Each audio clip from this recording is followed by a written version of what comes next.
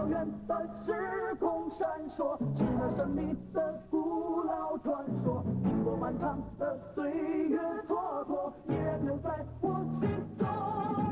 他们是一群真的英雄，他们的故事惊心动魄，一定要见见百折千磨，惊涛骇浪都穿过。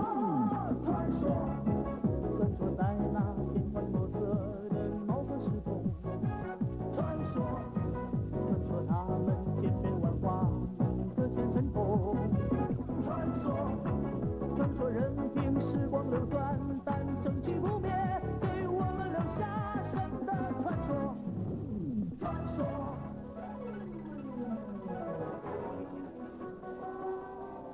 传说，传说，传说，传说任凭时光流转，但生气不灭，给我们留下神的传说。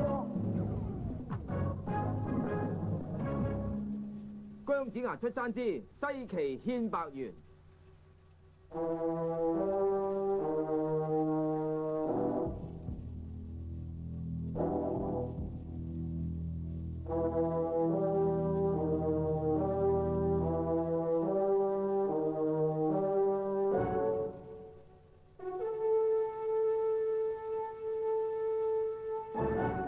將呢個人送上炮烙。係，皇上，時辰仲未到，請皇上再耐心等下。我話到咗就到咗，我呢個人天生就缺乏耐性。快啲，我送佢上炮烙。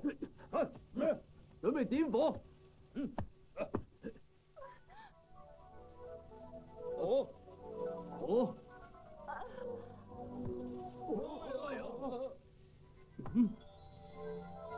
真係妖怪！快啲放咗嗰個老人。皇上，娘娘想睇下個妖怪係點樣嘅喎。攞個琵琶入去啦。係。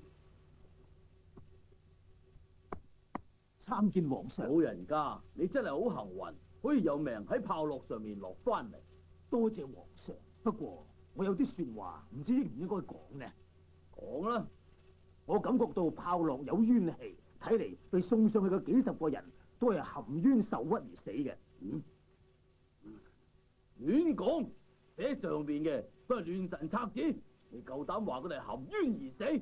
人嚟，即刻同我將佢綁上去炮烙。閒膽！小民仲有一言相告，快啲同我捉住佢！皇上身邊